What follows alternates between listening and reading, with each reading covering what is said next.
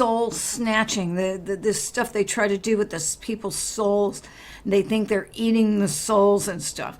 So this all ties in with this because they also are these gray things. They don't have any souls and they want that. So take a listen. Oh, and by the way, after the end of this video, I'm just going to sign off and wish you a happy Thursday. And also, don't forget, this Sunday on Rumble, True Reporting, there's going to be a live stream Patriot Roundtable, and I'm going to be on there. So you can join us all on Thomas's channel on Sunday. I believe that's at 8 o'clock or 6 o'clock. I'll have to check my time schedule on that one, but it's Sunday. So the last I talked about this book, it's called The Day After Roswell. Colonel Philip J. Corso retired. And Corso got his hands on some files that about the Roswell incident. And he had I don't know whether it was a private or some lower officer take him to a hangar right after Roswell happened and showed him a container with a creature in it. And he saw it and it freaked him out. And he knew he wasn't supposed to see it. And he got both of them out of there, so we weren't even supposed to see that. That never happened. And he kind of just pushed it out of his mind. And then years later, he got the files. The files came into his hands. They were going through a bunch of files, and they found these files on Roswell. And it was him and a General Trudeau. So when they found these files, they knew if they handed them over to higher officials that they would destroy them. And so in order to maintain the files and study them, they decided not to report that they found them. And they were going to handle them as though they were just regular files, not tell anybody what was in them. They would write them up and file them, but unless people knew specifically that they were about the UFO crash at Roswell and these beings, which they call EBes, I think extraterrestrial biological entity is what that stands for, EBes. It's an acronym. And so they called them EBes. And so they had this full report from Roswell, and they wanted to go through it and suss through the information, but they didn't want to report it to their superiors because they knew they'd destroy it. And so this is the part where they're talking about it, and then I'm going to skip over to some of the files they found. You have, and this is Corso talking to General Trudeau. I know it's weird. He has the same name as Trudeau, but whatever. General Trudeau.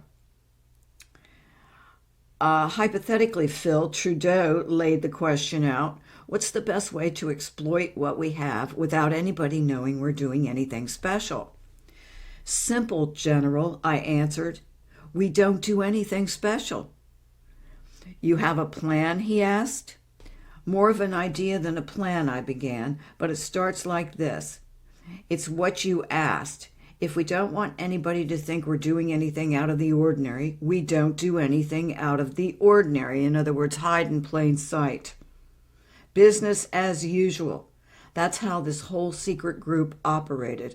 Nobody did anything special. What they did was organize according to a business plan, even though the operation was something that hadn't been done before. That's the camouflage. Don't change a thing.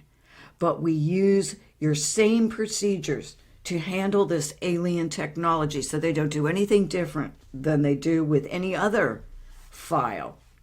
So I'm skipping over now. He says, it's just like a big mix and match, Trudeau described it.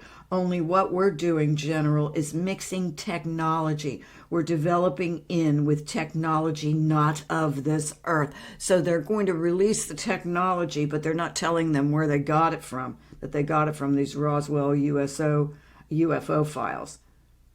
and we'll let the companies we're contracting with apply for the patents themselves. Of course, Trudeau realized, if they own the patent, we will have completely reverse engineered the technology. Yes, sir, that's right. No one will ever know. We won't even tell the companies we're working with where this technology comes from. As far as the world will know, the history of the patent is the history of the invention. So he says, it's the perfect cover, Phil, the general said. Where will you start? He says, I will write up my first analysis and recommendation tonight. I promise. There's not a moment to lose. So this is where it really gets interesting, folks. He starts describing what's in these files, all about the Roswell crash, photographs, documentations. There was medical examinations of these things, everything. So I'm going to start it off here for you.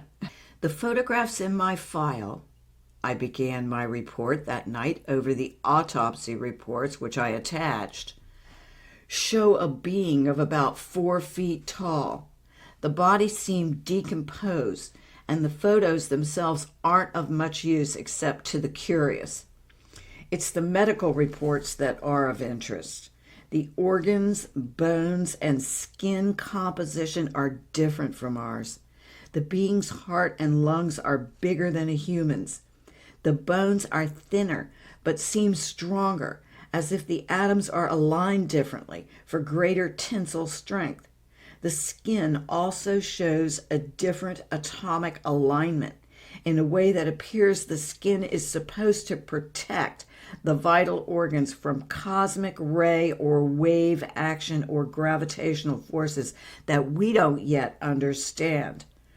The overall medical report suggests that the medical examiners are more surprised at the similarities between the being found in the spacecraft.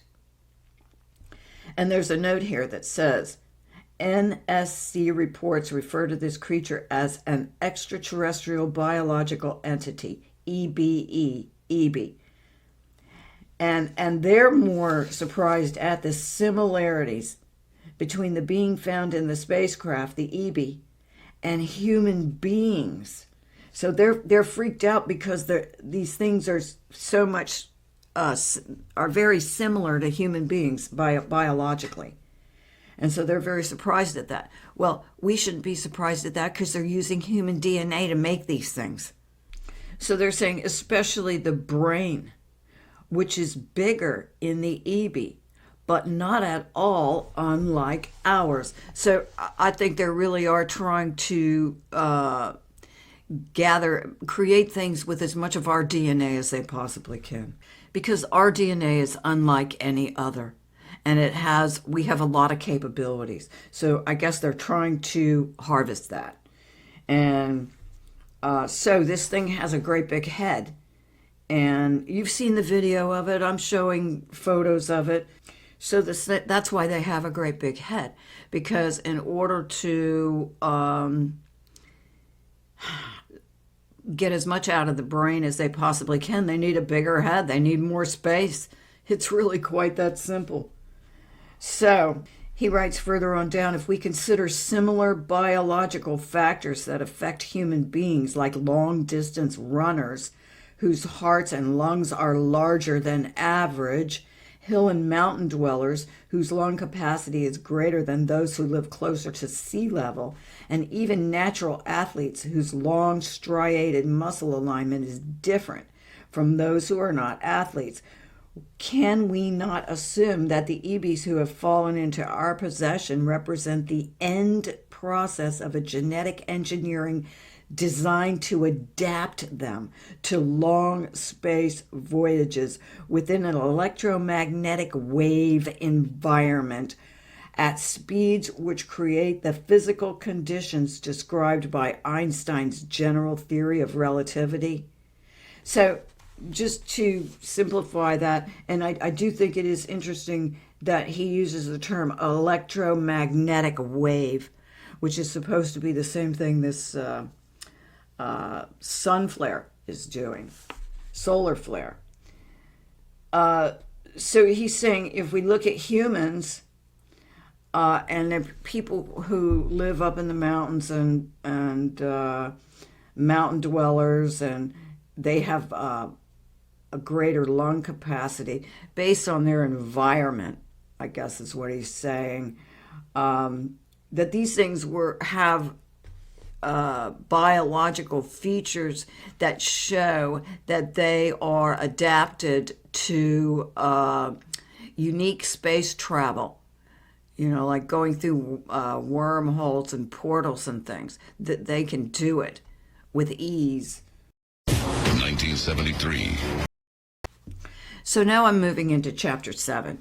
This little bit that I wrote you about the EB, or read you about the EB, I've already read this before. Now I'm moving into chapter 7, and this is the EB. This is all about the EB and what they found out about it. So it begins, therefore, because I just read you the end where they decided it is designed, it was genetically designed for space travel, and it has our DNA in it, these EB things. And they are robots. They are organic robotoids or robots. They're organic, but they've got the inorganic parts is in their DNA. It's different from having DNA that is one thing and then you modify it by adding the parts. No, this is in their DNA. They have mechanical parts growing. This is much like the nanotech that they want to put in us. There's something similar about it where it's technology that meshes into your actual DNA. It's pretty horrifying. So, therefore, perhaps we should consider the EB as described in the medical autopsy reports, humanoid robots rather than life forms, specifically engineered for long-distance travel through space or time. Let's think about this. Humanoid robots. That's what I just said. They have mechanical parts, but they're not added to something that already exists. They are meshed into this thing. It's a part of it. And so that's what they're trying to do to us with this nanotech. Make us into humanoid robots. So he writes briefly here that even stranger than the medical examiner's report was his reaction. His own reaction. He's even freaked out by his own reaction. What could we exploit from this entity? So when they're looking at this entity with all of its gadgets that are in the actual DNA and they're figuring this out, they really realize this is way advanced. And they want to know, how did they do this? And so what could we exploit from this entity? I wrote the general that whether we found an extraterrestrial biological entity is not as important in the R&D arena as are the ways we can develop what we learn from it so that man can travel in space. And Corso himself says this. And he says he's surprised that he said it. Washington. So that's what they did. They began to figure out what they could get from this thing because they have it. Nobody else knows they have these detailed reports on this thing.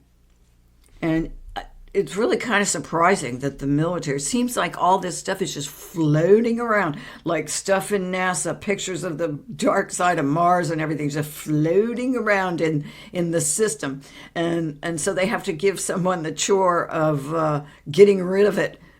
And these people don't get rid of it. They're like, holy crap. They take it and put it in their garage, and later it comes out, So they're very sloppy with their top secret papers, because these papers were just in there. They just stumbled upon them and decided, you know what? If we report these, they're going to tell us to destroy them. So now they're just figuring out what they're going to do with them, and that's the first thing that enters Corso's mind. And he was surprised at his reaction to it. The medical report was supported by photographs that were in the file. And it said that the creature was remarkably well adapted for long distance space travel. For example, biological time, the Walter Reed medical examiners hypothesized, must have passed very slowly for the entity because it possessed a very slow metabolism. Evidenced, they said, by the enormous capacities of the huge heart and lungs. So this little teeny body had a huge heart and huge lungs. It was mainly filled with a great big heart and great big lungs. The physiological, and not a heart like our heart, but, a heart nonetheless that beats the fluid through it. It's fluid too, it's not blood. So it says it has like this great big heart thing. And the physiology of this thing indicated that this was not a creature whose body had to work hard to sustain it. A larger heart, my ME's report read, meant that it took fewer beats than average human heart to drive the thin, milky, almost lymphatic-like fluid through a limited, more primitive-looking and apparently reduced capacity circulatory system. So they have teeny tiny little veins with this really thin, milky stuff going through it. And it's like a fluid. It's not blood or anything. As a result, the biological clock beat more slowly than the humans and probably allowed the creature to travel great distances in a shorter biological time than humans. I don't really understand that part, but you guys can try to figure that out. Because it took fewer beats than average to move this fluid through their bodies, the biological clock beat more slowly than a human's, and probably allowed the creature to travel great distances in a shorter biological time than humans. So maybe that meant it wasn't as much stress on the system because it's moving slowly. So he gets into the organs. The heart was decomposed, and it says that the Walter Reed pathologists were unable to determine with any certainty the structure of the creature's heart, except to guess that because it functioned as a passive blood storage facility as well as a pumping muscle, that it didn't work the same way as did a four-chambered human heart. They said the alien heart seemed to have had internal diaphragm-like muscles that worked less hard than human heart muscle did, because the creatures were meant to survive within a reduced gravity field as we understand gravity. As camels store water, so did this creature store whatever atmosphere it breathed in the large capacity of its lungs. So this thing is designed to go to all kind of different places and suck in the air that's there and store it, and use it. One of those who concluded that the alien they are the Song of the Greys and Grey Aliens and the Harvesting of Souls. Kerner concludes that somehow the Grey Aliens use the human soul. Nigel argued that if the Greys are an artificially created and manufactured robot or some kind of an artificial life form, then they would find our facility for soul an analog of their own creators. This would be an analog that they would want to try to combine with their own natures themselves. The Greys, he argued, were synthetic biological programmed artificial intelligent machines sent out here as super-intelligent robots, and they are far more advanced than anything that has been created by humans and were sent out to explore the universe. They are, however, subject to wear and tear, as indeed are all atomically derived entities, through the second law of thermodynamics, which drives them to greater and greater states of decay with time. A non-atomic property, however, such as a soul, is immune to this second law of thermodynamics. Thus, this property was their ultimate goal, their holy grail, to say the least. It was a property that they could never know or understand in its own terms, as they are purely artificial creations. Their only perception of it was the effect it had on the atoms, the difference, in other words, between a natural living entity and their artificial state. Ironically, what these artificial intelligent entities are seeking is eternal survivability. The Greys and any physical life that they might reconstitute from DNA codes they carry on behalf of their creators cannot access a state beyond death. They have no soul. They cannot be born. They are trying to use us as a bridge into the soul, writing their programs into us through genetic engineering and implantation so that through us they can tap into an eternal existence, end quote. So it says because they were only 4 feet tall, the large lungs occupied a huge space inside of them. And they determined at the end of it that they were specifically engineered for long distance travel. And they also have these bones that are fibrous and thinner, and they can bend and stuff. And they speculated that the bones were more flexible than human bones and had a resiliency that might be related to the function of shock absorbers. It says more brittle human bones would shatter easily under some of the stresses that these entities have been routinely subjected to. However, being flexible, they can be subjected to more things in space, I guess.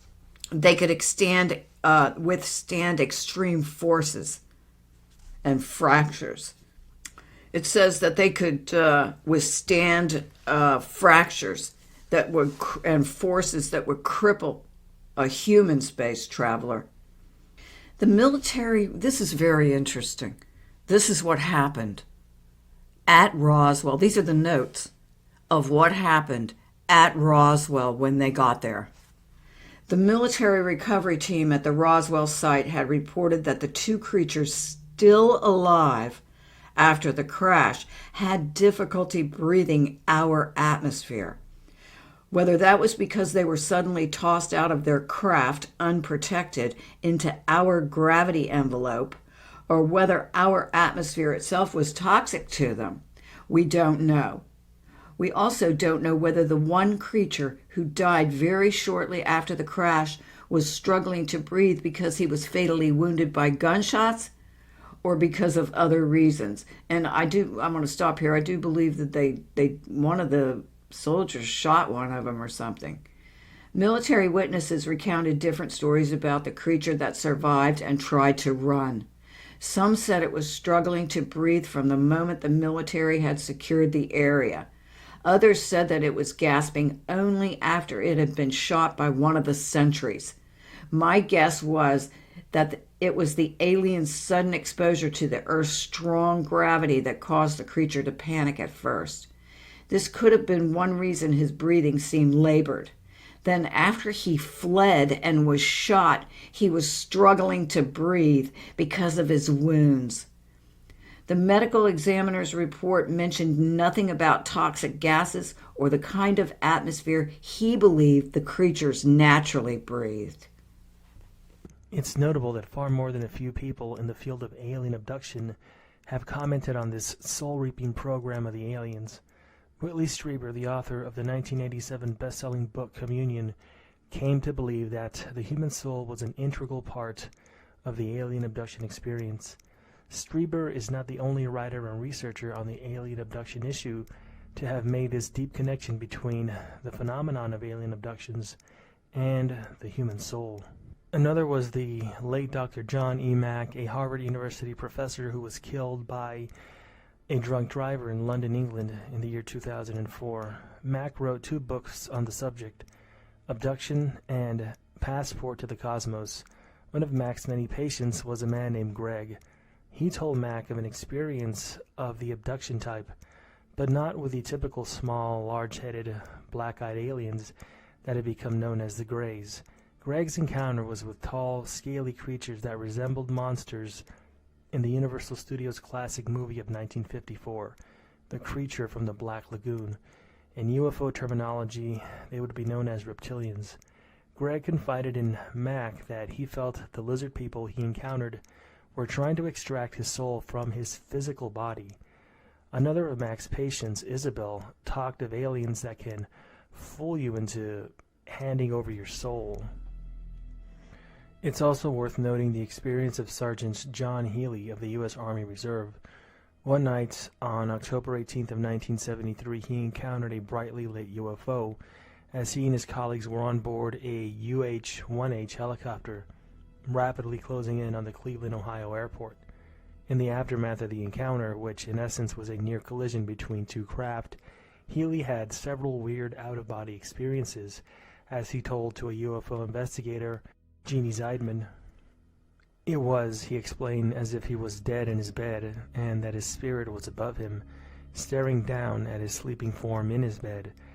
That Sergeant Healy's experience occurred not in relation to the abduction phenomenon, but to a UFO sighting, suggests that other components of the UFO issue come into play when it comes to the relationship between UFOs, life after death, and our souls.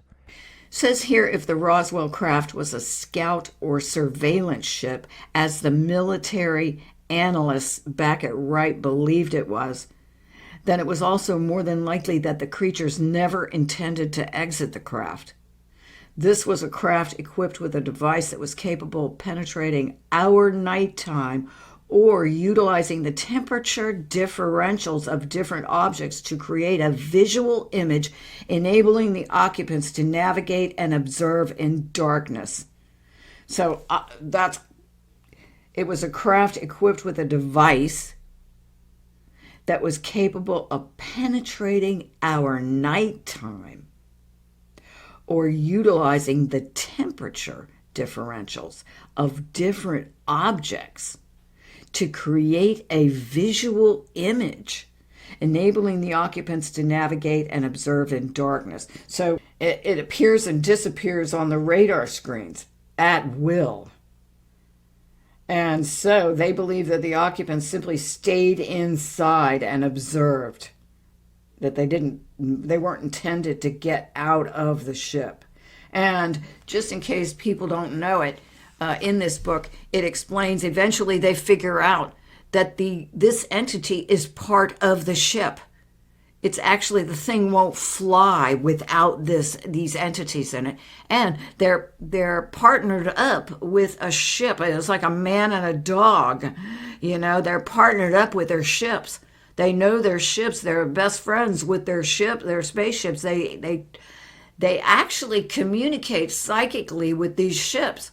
Of course, I'm getting way ahead of the game here because we're still at the crash site in this paperwork that they have stumbled upon. Notably, several members of the helicopter crew were later contacted by representatives of the Department of Defense who exhibited interest in and deep concern about the UFO soul ingestion angle. This suggests a disturbing scenario that certain elements of the U.S. government may know something of the origins and agenda of these paranormal parasites. In fact, that's exactly how it seems. Uncle Sam may know all about these menacing, energy-eating entities that intrude upon us in our daily lives. Away from some other far more controversial aspects of his own experiences with what he termed not aliens or extraterrestrials, but as visitors. It was a term Strieber used for a very good reason. He was not at all sure that his captors were indeed aliens, in the way we interpret the word at least. Perhaps, he suggested, they represented something so strange that they are completely beyond our current comprehension. As Strieber noted, the visitors had a deep interest in the human soul, that one solitary part of us which billions believe never dies. Not long after communion had hit the bookshelves, Strieber revealed that as a result of the phenomenal number of letters that had reached him, he was able to definitively state that the human soul was inextricably linked to the abduction puzzle. And I think the interesting thing is a lot of people probably were shown the EBes or the beings that were, when they were in the warehouse, that a lot of people, once one person knows about it, you know they're going to take other people back there. And so this, I don't know what rank he was, but he was below Corso, took him in and showed it to him. So he knew when he found this file, they knew what it was, and he knew it was real. And so did this Trudeau, General Trudeau. They both knew it was real, and they were against the cover-up. The medical report revealed that the creatures were enclosed within a one-piece protective covering like a jumpsuit or outer skin, in which the atoms were aligned so as to provide a greater tensile strength and flexibility. So it says here the atoms were aligned differently in an unusual way, and it had great strength, much greater strength and flexibility. One examiner wrote that it reminded him of a spider's web, which appears very fragile, but is in fact very strong. And I think we've all experienced that. You try to wipe a spider web away, and good luck. So, a spider web, it appears very fragile and thin, but it is in fact very strong. The unique qualities of a spider web result from the alignment of the fibers that provide great tenacity because they're able to stretch under great pressure, yet display a resiliency that allows them to snap back into shape, even after the shock of an impact. Similarly, the creature's spacesuit or outer skin appeared to be stretched around it, as if it were literally spun over the creature and seized up around it, providing a perfect skin-tight protective fit. The doctors had never seen anything like it before. So I want to stop here because this just absolutely fascinates me. That their skin, so it's 2 layers. The skin they have, it's not organic. It's 2 layers, and it's enclosed within a one-piece protective covering like a jumpsuit. So that's the first thing. Okay, so it's got this outer skin jumpsuit. It's like a skin jumpsuit. And one examiner said it looks like a spider's web, reminded him of a spider's web. So that's the first layer. And it appears very fragile, like a spider web, but it was very strong. This is during the autopsy. They're cutting into the skin and they're seeing this. I don't even know how to say these things because it's a combination of organic and, matter, just machine parts and plastic and God only knows what else, probably things we don't even know what they are, but non-organic. It's a combination somehow that they've made into some kind of conscious being. It is so crazy and sick. So then they put a spacesuit over the skin, and it's referred to as the outer skin. So the spacesuit, I don't know if this is somewhat organic as well, but it's stretched around the other spiderweb skin as if it were literally spun over, like it was like made onto it. Like that's how tight it is.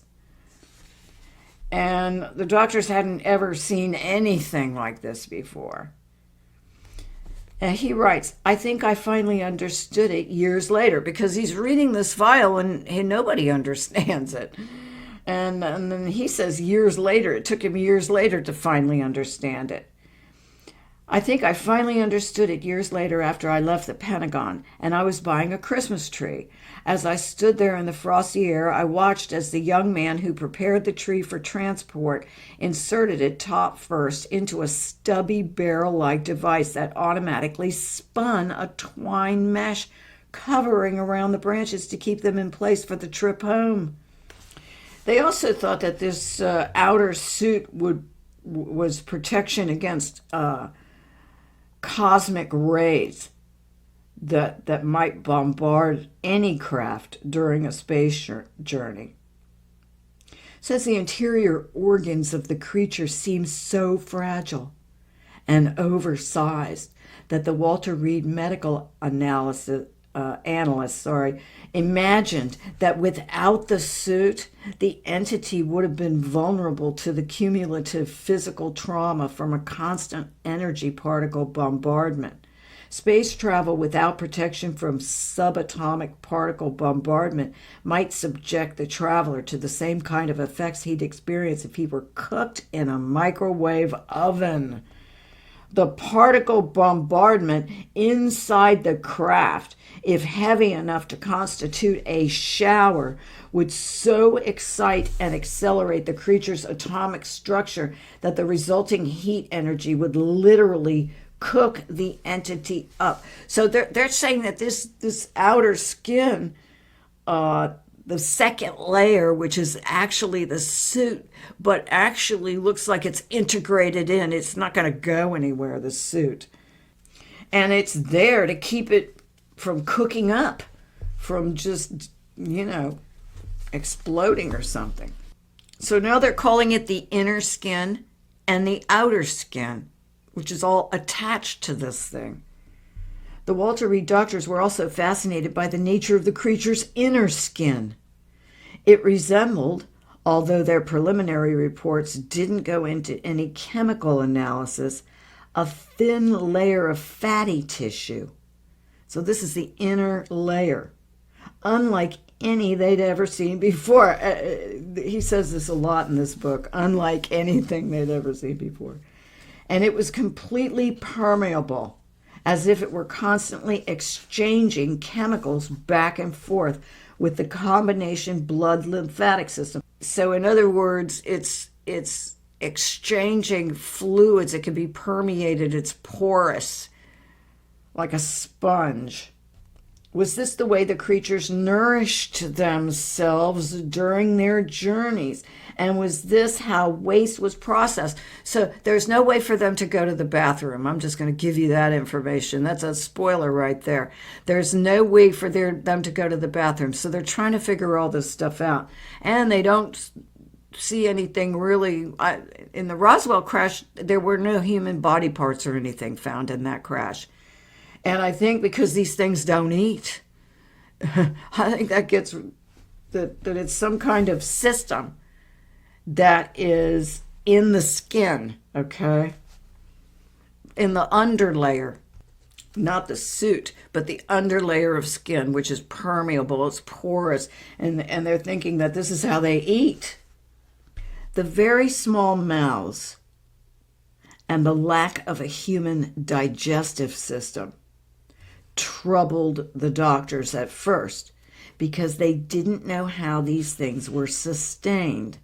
But their hypothesis that they processed chemicals released from their skin and maybe even recirculated waste chemicals would have explained the lack of any food preparation or waste processing facilities on the craft. So they got no kitchen and no bathrooms, basically.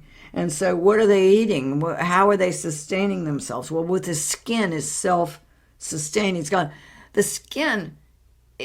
It's not just skin. It's doing all these other things. And Corso speculated that they didn't require food or facilities for waste disposal because they weren't actual life forms, only a kind of robot or android. So if that doesn't freak you out. Another explanation, of course, suggested by the engineers at Wright Field is that there would have been no need for food preparation facilities had this craft been only a small scout ship that didn't venture far from larger craft. So that is a good reason, too, that these little ships don't go that far from a craft. And so all the kitchen facilities and everything are on the main craft.